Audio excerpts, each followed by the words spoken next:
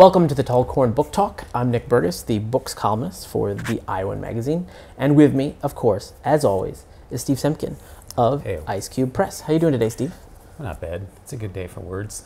Good day for words. So let's talk about some recommendations that you brought in, and I've got a couple of myself. All right. Well, as we go into summer, everybody's got their summer reading list, right? Yeah. Summer, I heard someone else say summer reading. Forget about the E and the R, just go with the A, summer. So I brought a couple in. One, The Great Gatsby. I've been hearing about the movie trailer that's coming out. Yep. So I thought you can't go wrong with The Great Gatsby. And I've read it numerous times, but it's good summer reading, colorful language. Go visit the eggs. And then apparently there's a new book coming out on Richard Brautigan. Okay. And someone else clipped me and said, that's a lot of watermelon sugar, 284 pages of Richard Brautigan. But I think that in Watermelon Sugar, fantastic, quick summer reading book. You won't probably find it with this cool blue cover anymore. But it's still the same old words in Watermelon Sugar. Our lives were lived. Great. Let me make, before we move on to some more of yours, let me make a couple more recommendations. Okay. You mentioned summer. A couple books, they're kids' books. Good. And I'm a fan of kids' books. I love reading books with my daughter. So one that my mother read to me and I read with my daughter was is called Half Magic by Edward Eager. It's about a bunch of kids with nothing to do during summer, and they find this magic talisman and they sort of go on adventures. And the trick with this is that you only get half of what you wished for. So there's sort of the comedic value there. Right. And another one, which is actually a newer book by Laurel Snyder, which is called Any Which Wall. She's it actually sort of features sort of Iowa City-like environs. It's about some kids in summer, a very similar sort of style, where they find a wall in the middle of the cornfield that takes them to any wall that they wish to. And so it's sort of that kids' ordinary magic adventure kind of story. And they're a lot of fun. Yeah, I love books like that. Yeah. So what else do you have for us? Boy, my books are really hardcore now compared to those fun-sounding ones. Well, I don't know why I was thinking of this one today, but this is a thing called Soulcraft. Okay. And it's kind of, I just think of summertime, a lot of the times people will kind of reevaluate what they want to do in the fall or their lives or something. This is a really cool, the title is Soulcraft, Crossing into the Mysteries of Nature and Psyche. And it sounds really serious from the title, but it's pretty intense, just a way to look into your life and things you might want to reconsider. And it sounds really heavy. It is pretty heavy. The book itself is pretty big, too. But then I'm just going to run through a few upcoming Ice Cube Press titles. I actually have plugs today for events and stuff. We'll save that, tell our guest at the very end. I wanted to mention The Divorce Girl, which is coming out this summer, July 7th. And it's a real captivating story about love and art and divorce. And you think you know divorce until you read this book, or a lot of people, I think, go into they think that they know what divorce really is, but it's not really what you think it is most of the time. This one is coming out in the fall. It's a young adult reader, and this says Uncorrected Galley on the front, but I like to get my marketing started early. And so this is a young adult one on the orphan trains in Iowa. And then The Adventures of These Three Kids, and it's called For the Love of Pete by Ethel Barker. So is this like a historical fiction? Yeah, historical fiction by a local Iowa City author who I met at the Iowa City Book Fair. And this is a really, really tiny book that I just met this guy in the Quad Cities, and I really love the way his poetry sounds. He does readings for the Bucktown Review, and he's just got real nature-oriented poetry that just has really, he figures out the key between sounds and actions. It's called Mortals, Nature, and Their Souls by Sal Marisi. That concludes my summer reading.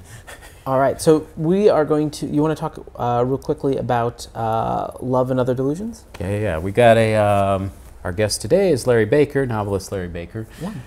And this is his new book called Love and Other Delusions. We just love the cover. It's blue. I love the color blue. It also has a naked woman on it. My shirt too. It does have a naked woman on it. But you have to read the book to find out, or we can ask Larry how in the world that ever happened. So we are joined by Larry Baker, the author of The Flamingo Rising and recently Love and Other Delusions, which is on Ice Cube Press. How are you doing today, Larry? I'm doing very good. Thank you for having me on. Oh, great. Do you want to, you sort of Love and Other Delusions is described as the story of a married woman's long-term affair with a younger man, an old story with new twists. You want to tell us a little bit about what the book is about? Yeah, it's about love, sex, and death in that particular order. And it's about obsessive compulsive passion.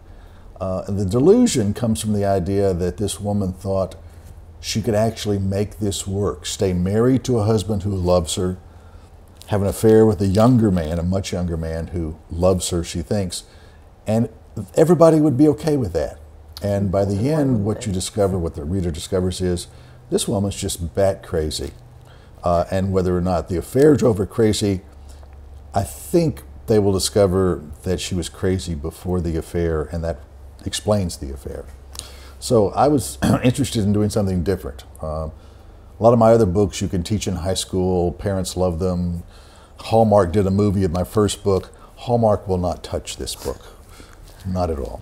Not a Hallmark story. No, no. Yeah, what's the card you get for somebody when they stay married but then have an affair?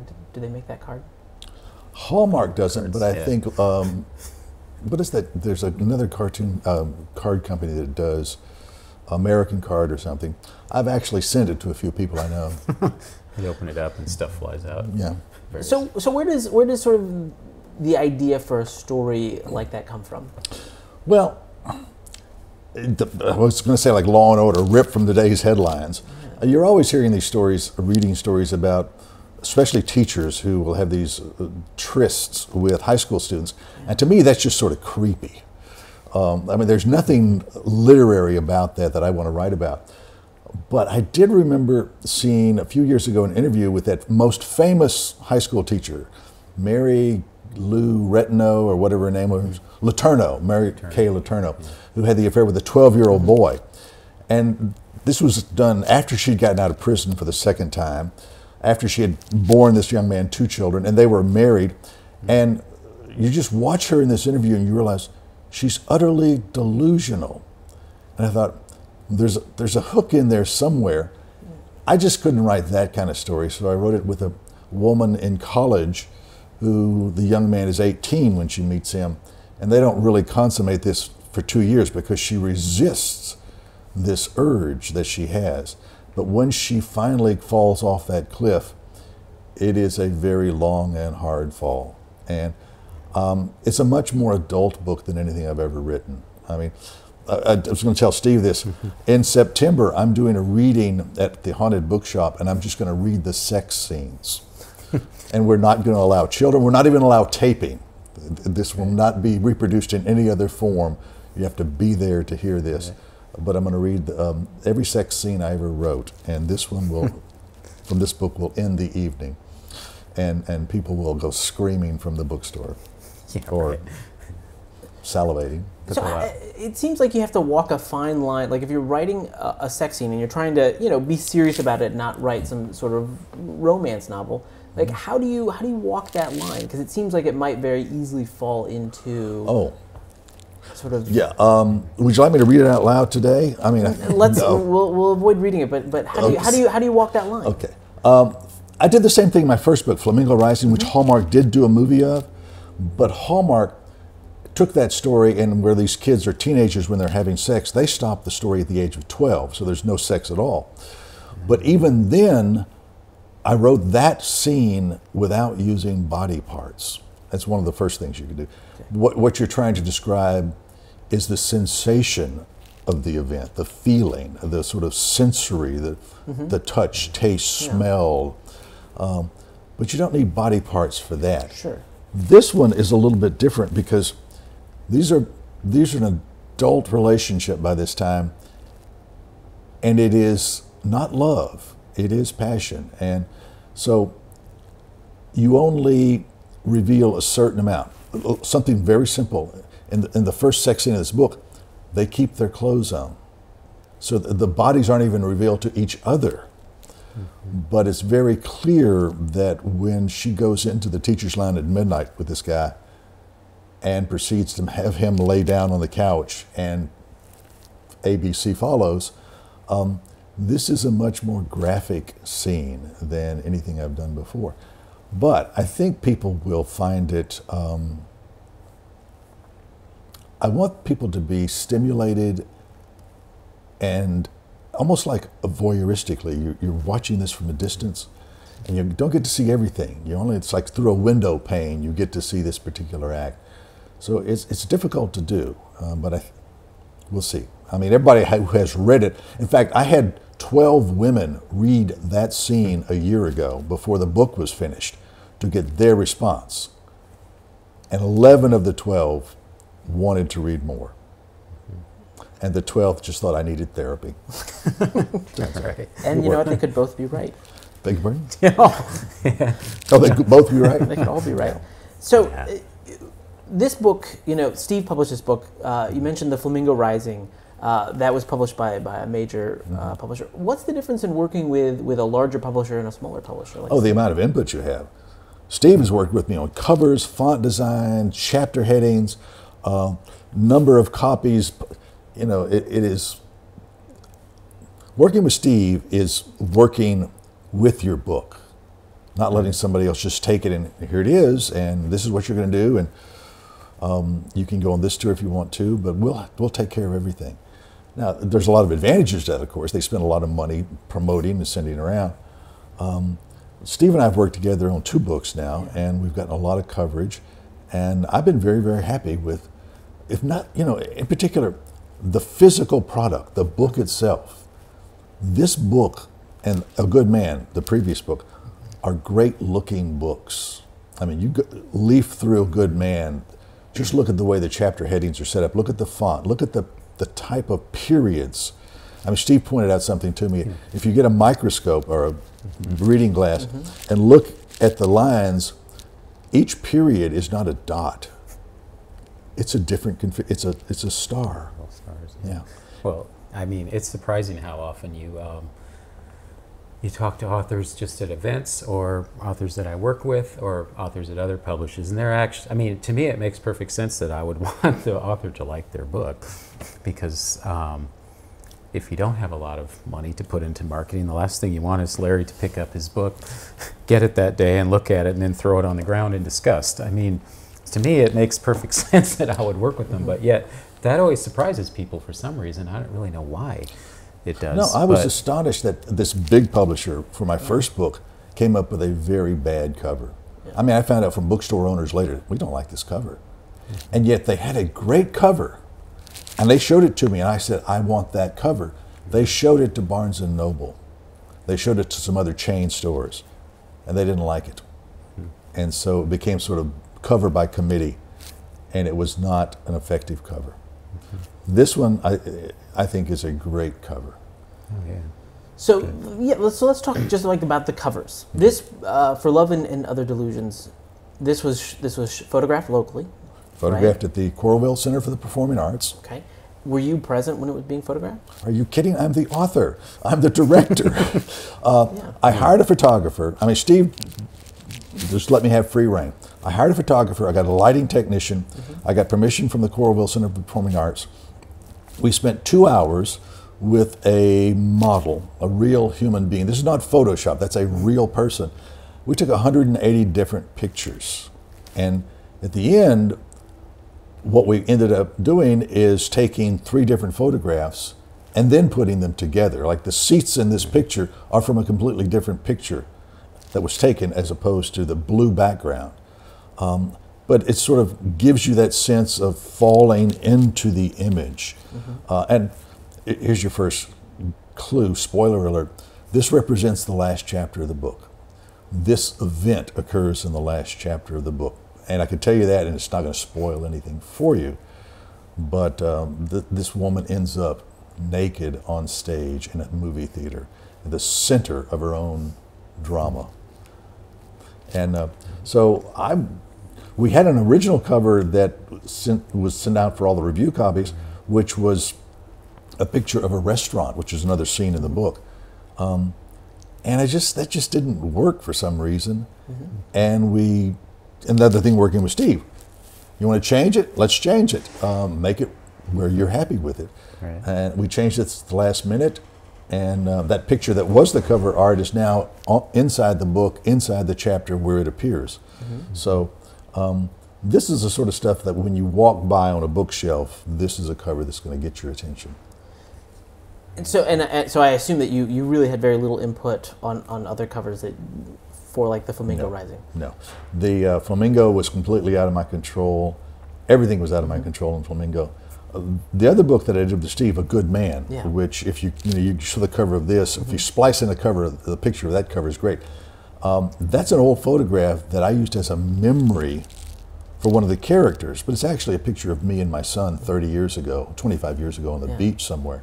And so that cover works in a completely different way than this one does. This one is supposed to be very sexual, whereas the other cover and the book is about fatherhood and parental relationships. It's very different. So Steve is able to work with writers about this. And I do want to say, you just ignore all of Steve's recommendations for the summer until after you have finished reading this book, because it's short. Do it real quick.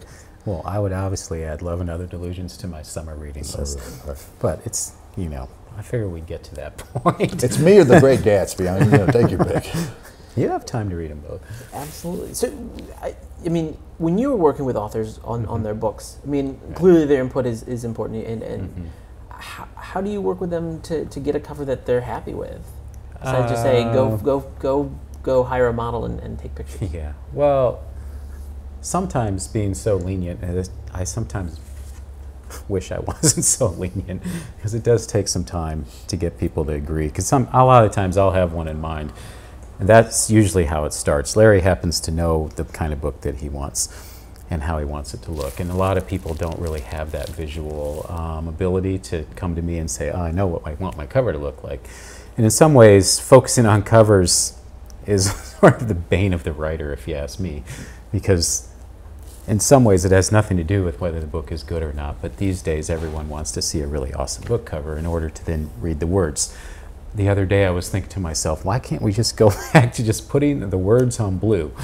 That would be it. And then we wouldn't have all this cover design and everything. The words would be there. But I know that's not a reality. So a lot of the times I'll come up with the cover for someone just to get things rolling. Because if they say they don't have any idea, or I'll say, what's another book that you like that you think is similar to the book you've written, and then we can kind of design something that I think the author will like. And I usually only focus on what they'll like. I don't really think about, like I don't go to the bookstore and check out that section and see what covers have been used and what haven't been used, which is a good technique, but I just don't do that. Sure. And so some of the given, I really worry about the inside first, though.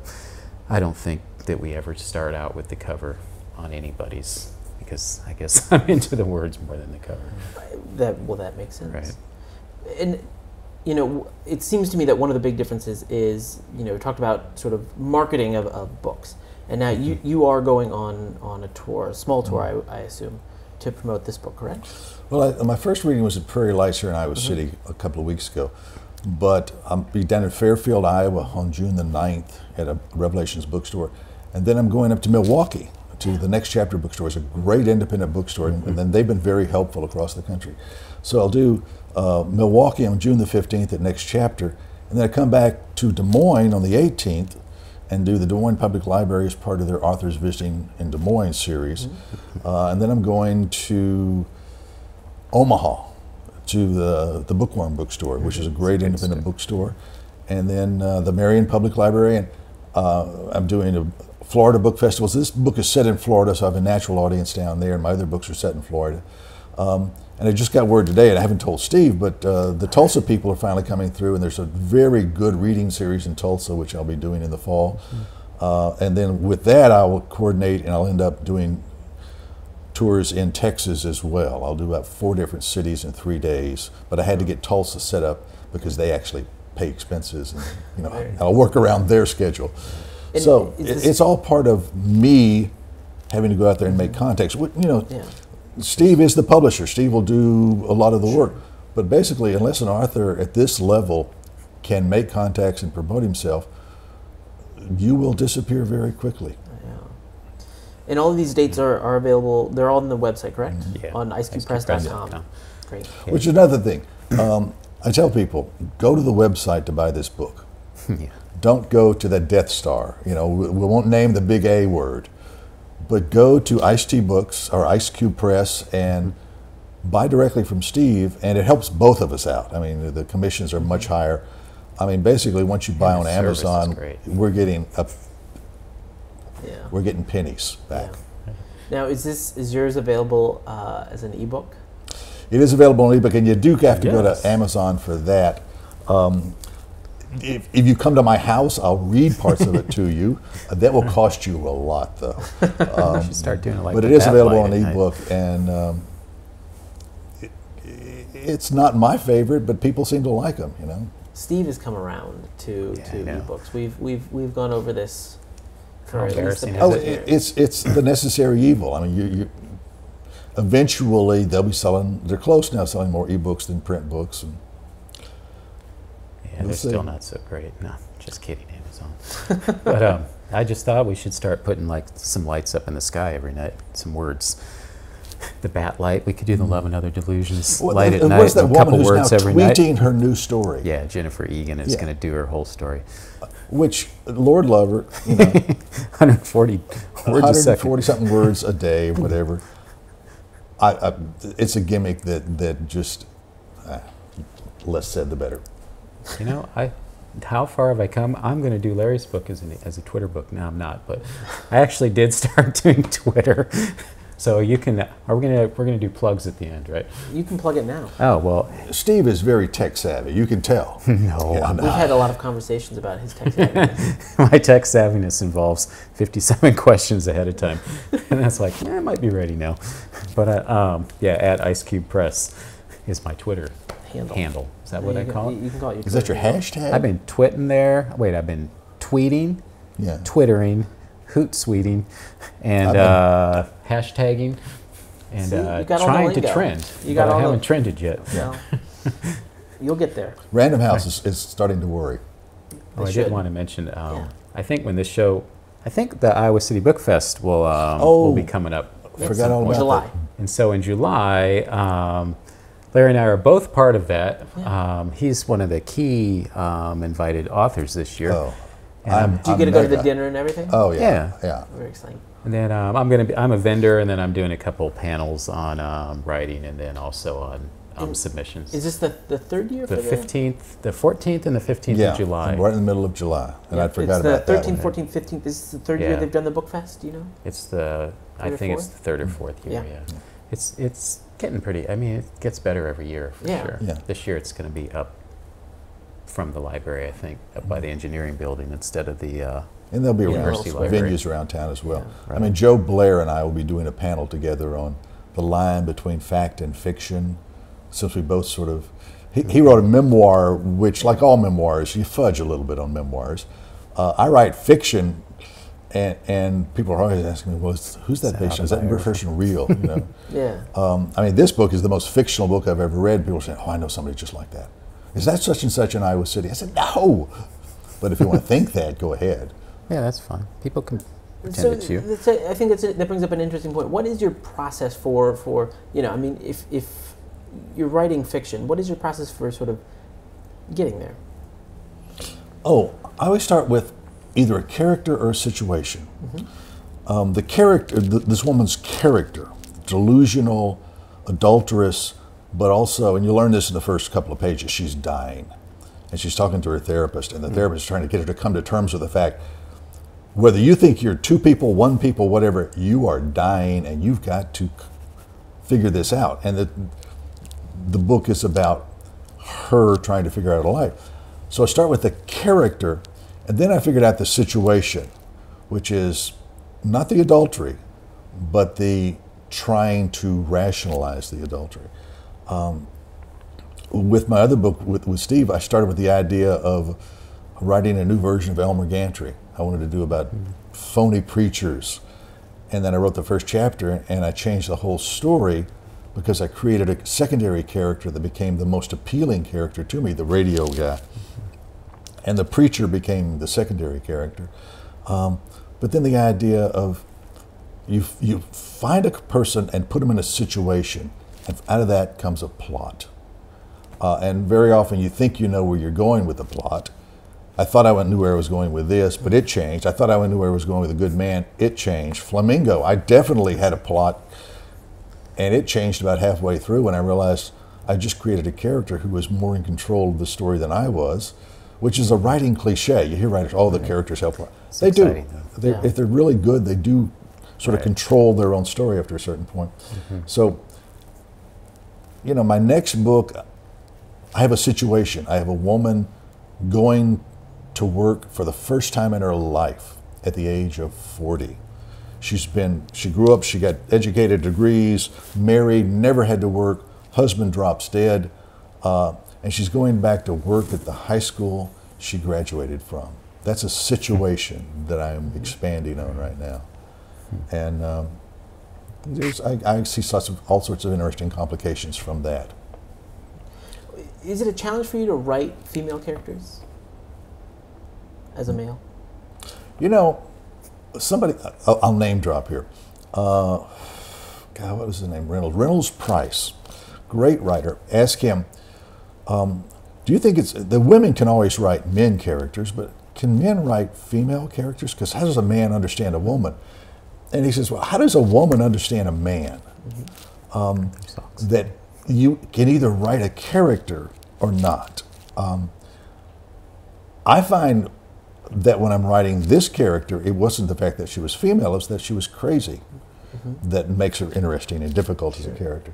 But I think really that men and women both, if they have talent, can write both characters.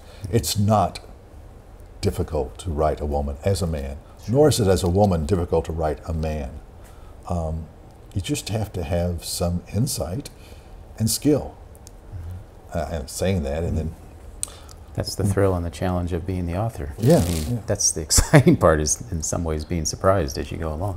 One of the first readers on this book was a female bookstore owner in Iowa, and says, you have captured the sort of tension between two women who are trying to tell each other a story, but with, you know, they're judgmental. And I thought I was just writing one female character, but now I've got two great female characters here. So did I say, I can do that? I just wrote it, and it turned out that way. So, I don't know. Well, great. Well, thank you very much for joining us today, Thank you Larry. very much, Nick, for having me. Steve. All right, well, from the land of tall corn where it's growing now, read between the corn, I guess. And thank you for joining us on Tall Corn Book Talk.